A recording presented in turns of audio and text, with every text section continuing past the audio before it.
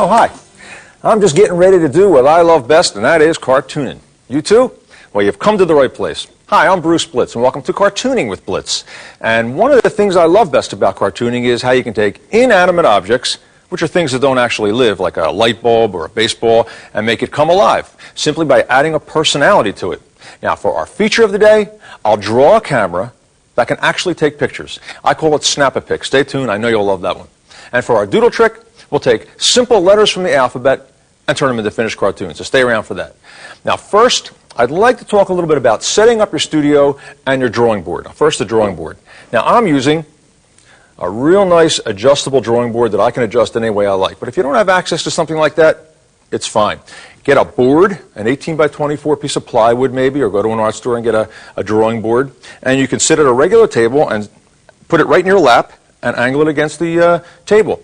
Or you can put it on the table and take some books and prop it up to different heights, just like a drawing table. And if you don't want to do that, you can just work flat on your dining room table, your kitchen table. It works great. I do it all the time. Okay, so let's get started and let's draw our first inanimate object coming to life. And it's going to be of that baseball that I said. And just start with a circle, just like that. All right, now, you want to think about what the object could be thinking about, like a personality. In this case, the baseball, so he's getting hit all the time by a bat. So let's give him an expression that shows that. His eyes, well, they'll be half closed, but differently. See how the eyelids don't meet? And their eyes are bloodshot because he's been hit so many times by the bat. Eyebrows up, the nose, and let's see. You know what? We'll leave the stitches as the mouth, just like that. And let's see, he's got some perspiration coming out and some stars. And he could be saying something like, please, no more homers. And that could be his personality. All right, let's do another one. Now you have to think these actions through. Good way to remember that is, before you doodle, use your noodle. How's that? All right, let's do a light bulb. Remember I said a light bulb? Now a light bulb in cartooning is usually a cartoon effect for what? Tells people that someone's got an idea. And here's the part down here that screws into the socket, like that. All right, let's put a face on this guy. Well, so if it stands for having a great idea, let's have him having a great idea. Big smile, with his teeth out and his eyes wide open. And we do these lines around here to show that there's a lot of white showing. Because if his eyes are wide open and his mouth is smiling like that, and some lines like this coming out, he's thinking, I got an idea. And over here, well, we'll put another light bulb. How's that? That works great. You know, talking about the drawing table before, wherever you set up to work, here's a little tip for you. You want to angle it so we have the light coming from the opposite hand that which you draw. For instance, if I'm drawing with my right hand, I want to have the light coming from my left. Because if I had it coming from this side, I'd be casting a shadow on my work. So if you're a lefty, have the light coming that way. All right, let's do another one. How about a pot? There's soup in it and it's boiling over. What would he be saying? So let's draw a big cylinder shape, just like this. And here's the handle right there. And here's some soup, some bubbles, and let's see, some steam. And if it's this hot and it's boiling with the fire under it like this, oh boy, let's see, his expression would be worn out, too hot, his tongue's out. And let's see, his eyes will be looking up like this, his eyes half shut. Oh. You can't take it anymore. And some sweat coming out, definitely some sweat. And he could be thinking of that. Whew. Sound effect. All right, now this is my favorite one coming up. We're actually going to draw broccoli. Now, that's an inanimate object. I mean, it did live once, I know, but... Okay, so let's draw a piece of broccoli. And here's the fluffy part up top. And here's the other part down here. Okay, now, put some glasses on this guy. And let's see, his expression will be angry. And you know what? For his angry mouth, we're just going to make a broken line like this and a frowning motion like that. No nose. And here's the part of the glasses go back to your ears. And he could be saying, don't eat any more broccoli. And you know what you got here, folks? A steamed veggie. That's right. And speaking of steamed veggies and jokes like that, guess what? It's time for the pun of the day. All right. All right, now you tell me what you think this is, and I don't think you're going to guess this one, I have to tell you right now. All right. You ready? He's making a down payment. Huh? That works pretty good. All right. Well, let's move on. Now let's do some more emotions or expressions, but not on inanimate objects. Let's have some sleepy tunes, and I'll show you what I mean. Let's draw a woman who is yawning and bored and sort of sleepy. So we'll have her face. First we'll draw her face like that. And here's her hair. And hair doesn't affect facial expressions. It's just her hair. And there's her earring. All right, now for her eyes. Well, her eyes are going to be half shut. Now we're not going to draw anything but a line and then the eyes. No white part. And here's her nose, which is nothing more than a side view of a V. And right here we've got an oval. And here's her tongue. And the rest is all darkened in. We don't even see her teeth the way she's yawning like this. And we'll put a lower lip in. Now, what's going to help make this expression good is I'm going to draw her hand coming up like this. Because when someone's yawning, you have to think these actions through. As I said, it might be going, ho-hum. So that's what she's doing. So here's her fingers, here's her hand, and here's her forearm, and here's her shoulder. And she's waving it. Maybe her thumb's peeking out the other side. And now for the sound effect. Ho-hum. Maybe a yawn.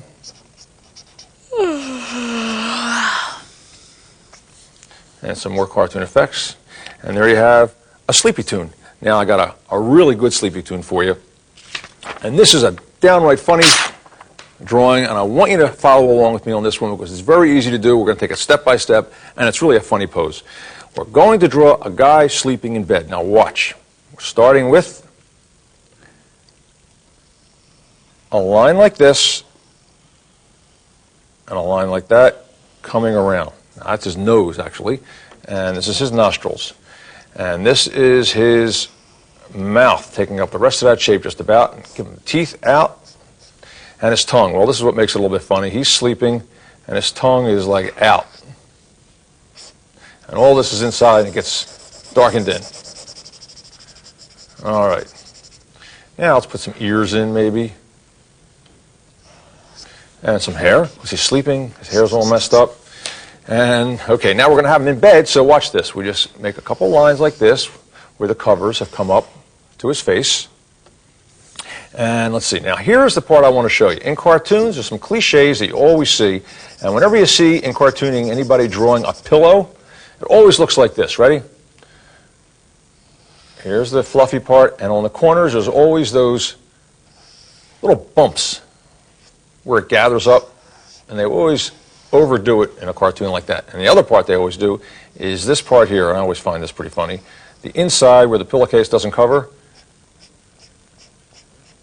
And you got a guy in bed. I think that's pretty funny. We can even put his eyes in, his eyebrows, and maybe at the headboard.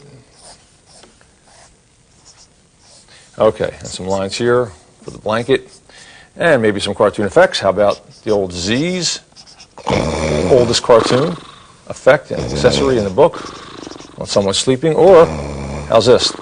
They're always thinking of sawing a log. Did you ever see that one? And here's the saw. And here's the log. And it could be in a thought balloon. You can take this thing to the max. All right, there it is. Pretty cool, huh? All right, that's it for Sleepy Tunes. Now, I'd like to draw somebody from days gone by. Now, you may or may not remember a comedian called Groucho Marx. Well, he himself was like a living cartoon character, and he had a great walk. And it's a natural for cartooning. So let's do that right now. And I'm going to start with my pencil. And he kind of hunched over when he walked. Now, we're going to even exaggerate it a little bit more just because this is cartooning world. We can do that, even though he was already pretty exaggerated. And this leg comes forward. And here's his foot coming up like this. And his other foot was like back here. So his foot was here and foot was here and kind of supporting his weight in kind of a weird way. And this arm kind of hung straight down. And his hands went back. And this one here, well, let's have him waving at us. And that's all we're going to do. Put the ground line in. Now I'll go back with my marker and we'll ink this in. Now he had a very distinctive face as well. Kind of a funny nose and a mustache. Now in real life he had a mustache, but when he was in character as Groucho, like in his movies and everything, he used to use a little grease paint and put a real thick mustache on. And here's his ear and googly kind of eyes. And he had glasses and real funny big eyes like that. And here's the glasses going back. Now he also was known for having kind of wiry, zany looking hair. So let's do that going out either side. And there he is. And he was also known for smoking a big black cigar. So we'll use that line just like that. And then on the end, a couple little lines for like the ash and some dots and even a little bit of smoke. How's that? All right, now for his shoulder. Start here and come straight down. And we're thickening up that pencil line. And here's his hand coming back, facing backwards. All right, now see how he's bent over like this? So we're going to make a nice long stroke like that. And his character was sort of like a professor, and he always had these tails on. I don't know why tails, but a long coat he always had, and his tie would hang down like this.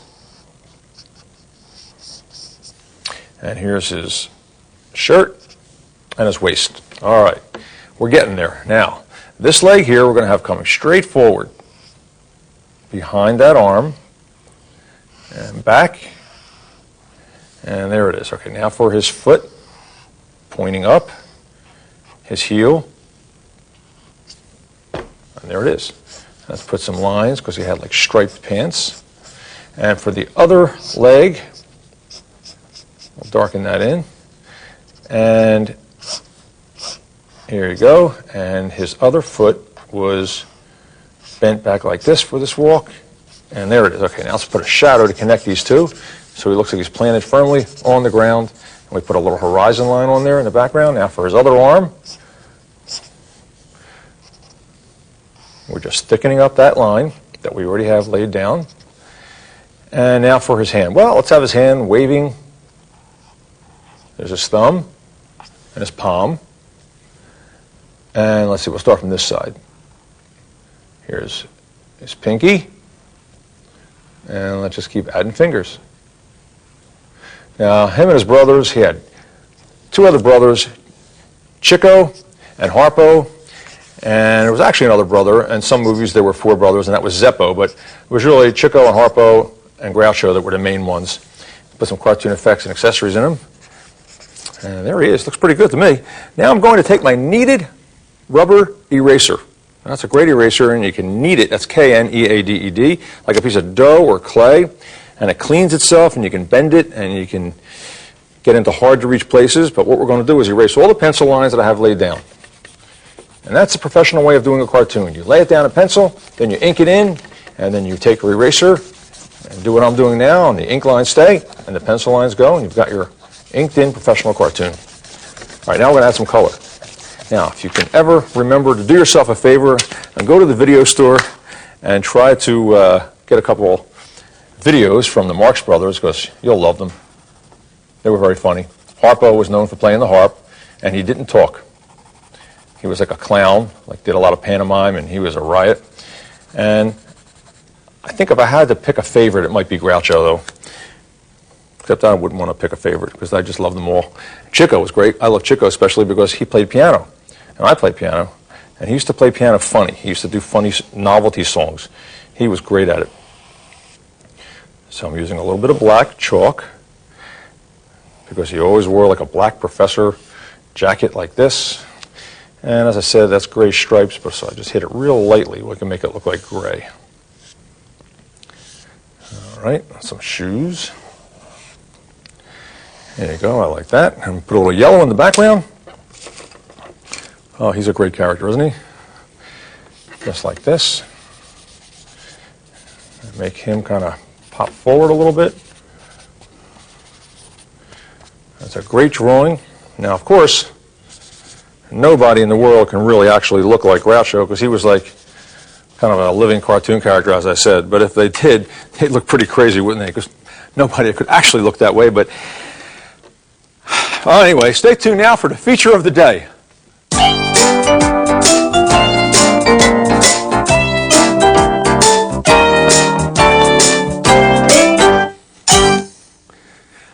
Now this is a great feature. This is something I used to do way back in school on the margins of my notebook. And if any of my friends are watching, remember I used to do this? It's great fun, and it's called Snap-a-Pic. Now, I've drawn a picture of a camera. Take a look at that and smile. It won't work if you don't smile. There, there you go. Okay, ready? Boom, and there it is, a picture. Pretty cool, huh? Now I'll show you how to do this cool gag. And all you need is a pad of paper. Any kind of pad will work. As I said, I do it on the margins of my notebook, so I'll put that down like this, and I'll draw a picture of a camera, which is nothing more than a box with some detail on it. So there's the box, and here's the part where you'll wind the film, and maybe another winder on the other side. And right in the middle, I guess you can put a flash.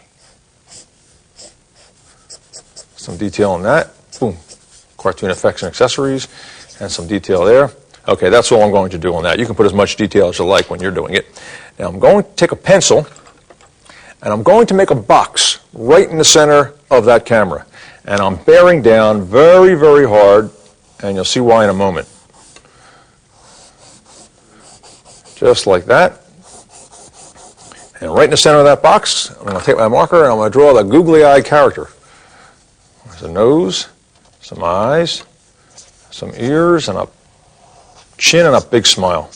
Here's his neck, and here's his hair. I'm going to give him a bow tie. All right, now, on the next sheet of paper, I'm going to take this piece and put it up here.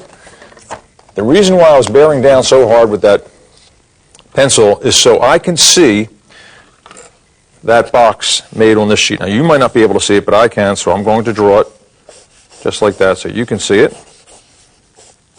All right, now on this box, I'm going to draw the lens of the camera, which is just a circle. And again, some detail, and you can put as much as you like. That little window effect for glass, the oldest cartoon effect and accessory in the book.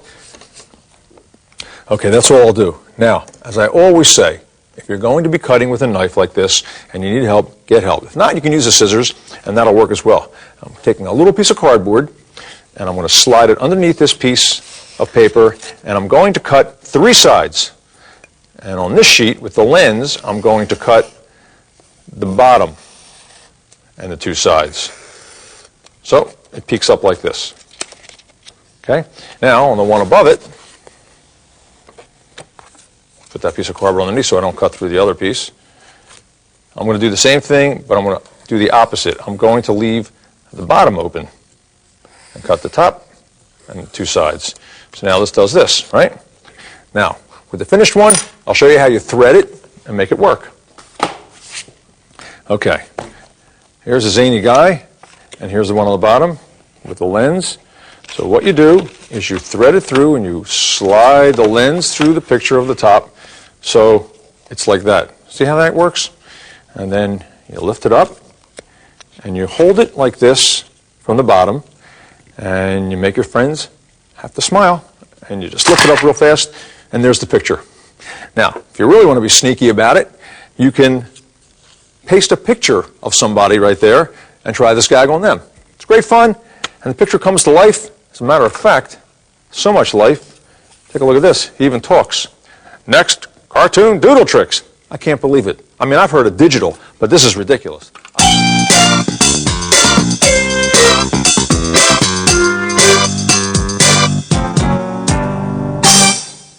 All right, welcome to today's Doodle Tricks, and welcome friends. Thanks for stopping by my studio. How are you? Good. Good. All right, now we're going to do a couple alphabet tunes, and we're going to use script, because script sometimes presents all kinds of interesting possibilities